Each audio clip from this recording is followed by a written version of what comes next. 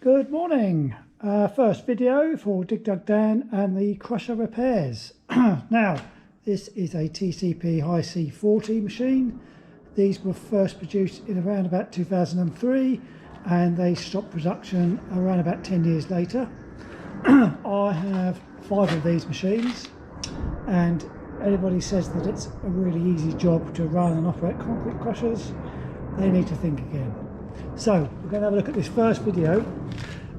This machine has been on hire and has come back with a major defect. In actual fact, the hirer stopped the machine because, as you can quite see, I've taken it out. Unfortunately, I haven't filmed that, but there is a hydraulic ram that sits in there, and that is then attached to the back of the jaw here through this pin. I'll show you the ram quickly now.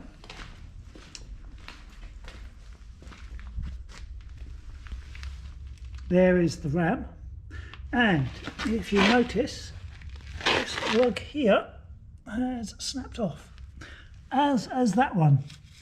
Now, it's been a common problem with these machines, and what happens is, as the ram snaps off and there is stuff in the jaw, the ram will continue to travel that way. Luckily, the hirer stopped it. Had he not done so and was crushing something quite hard, the chances are the ram would have stoved into the back of the machine here, which could have done one or two things. It could have lifted up this entire crusher box off the top of the machine, or it would have stoved into the engine and the hydraulic pump, which would have been quite dramatic and catastrophic. So I was quite grateful that the guy had stopped the machine. So that presents me with another problem, is how to repair this. Well, the answer is you can't repair them. Because of the nature of how this ram is produced, the block on the end is basically one piece. So it's machined. Those pins don't go all the way through the ram. And I've tried to send them back to the manufacturer of the rams before to get them repaired, and they just throw it in the bin and make me a new one and charge 1,500 quid for the privilege. I've had so many of these rams break, I'm actually getting sick to death of replacing them. You know, on average 300 or 400 hours, I might get one pin shear off, which then causes the ram to leak. I've had 2 instances where both have sheared off. So what I've done is I've found a company that will be able to modify this ram, use all existing fittings because they're quite good. Hopefully make a new base with a pin that goes all the way through. The pin can then be replaced in the event of a breakage, and I don't have to write the ram off. Don't know if you can quite see there, but the other fate that this suffered was that there wasn't enough grease going to the end and the bearing exploded. Now, that in itself caused another problem where it scored the pin that goes through the back of the ram. So not only has it damaged the ram, but it's written off this pin. So I'm going to have to get this pin out and replace it. Luckily I've got spares of those.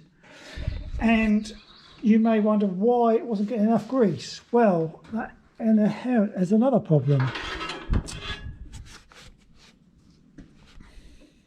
So if you look carefully, this is the grease fitting, remote grease fitting. Basically what happens is the grease comes in from the side here. There's the fitting. So on the end of this pipe there is a 1/8 BSP banjo fitting, and there simply isn't enough thread on that banjo bolt to go into the end of the ram, which is obviously drilled to 1/8 BSP. And because they only make one size banjo bolt, we're a bit stuck, because what happens is it works to start with, and as the machine goes back and forth, the fitting comes loose, and then we get no grease to the end of the ram. And because that system is inside here, this has normally got a cover plate on the top, you cannot see if the machine is getting grease. The only way to tell if it's getting grease is to basically lift this plate up, which involves taking a lot of bolts off and sliding this open. In fact, when this machine was first produced, they didn't actually have this remote grease fitting. You used to have to open it up and physically grease the end of the ram. And that was an absolute pain. So when they developed this remote grease system, it's much better. However, the system that they've got is not working. So I have modified that, and I'll show you that a bit later on. So what we're going to do today is we're going to take this top pin out. So I'm going to have to take this side plate off. You'll see I've removed this one. They're basically just wear plates. Once I've removed this side plate, I can drive this pin out through here. Get that out. I'm going to replace that. Got a new one to go in there. I also noticed that this particular jaw, when it was manufactured, has been manufactured incorrectly. Whoops, I was just knocked down. That there basically shouldn't be there. There should be a cutout there to allow the ram to move. And the ram's been rubbing on there, so I might try and get a gas axe in there and cut that out. See how we get on. So, yeah, basically, if you stick around, we're going to drive this pin out. We're going to take this plate off. And by which time I should have the new ram back, and you can see the modification that's done to that. I've actually got 3 broken rams. Chances are this one I will throw away, because I've got 2 I've just sent off for modification, and I've got another one on order. So I'll have 2 spare rams and 1 to fit in this machine. I shouldn't need any more. So it does seem a bit pointless having this repaired, but I will hang on to it for now. If you look there, there's the 1/8 BSP screw fitting. So there used to be a grease nipple in there, and that's just been removed and drilled out.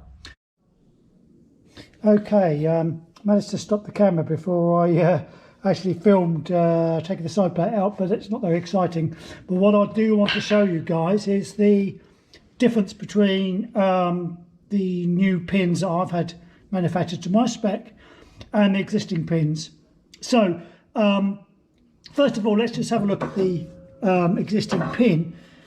Basically, because the bearing had sheared or rather disintegrated in the end of the ram, the machine's continued to be used, and the ram is then rubbing on this. So this pin is now written off. I've got to throw that away. It's basically no good. I could try and use it, but it's not going to be a tight fit on the bearing. So I've had loads of these made up, so it's not a problem. Now, what's interesting is this is the old style pin. Untrained eye, you probably can't see the difference, but basically what happens is, if I just take this out, put that somewhere safe over there. When you fit the ram, you have to basically drive this pin in through there, which I won't do in case it gets stuck. That drives through there. Then, crunch, you have to fit this there, then the ram, then another one there, another one there. Now, in their bright idea, they made these pins to be exactly the same size as the inside of there, which is great, until you have to drive them in. And you have to get these items to line up exactly right. I've spent hours over the years trying to get these to line up. I've had crowbars under them, and it's just an absolute pain. So then it occurred to me one day, why don't I get some more pins made and have the ends tapered? So that's what I've done. I've had these slightly lengthened, and then they're tapered, so that there is now a loose fitting in the end, which means you don't have to get them quite right. You just need to roughly centre them, and then as you drive this in, they will self-centre, the ram will self-centre, and it makes driving over here and here much easier.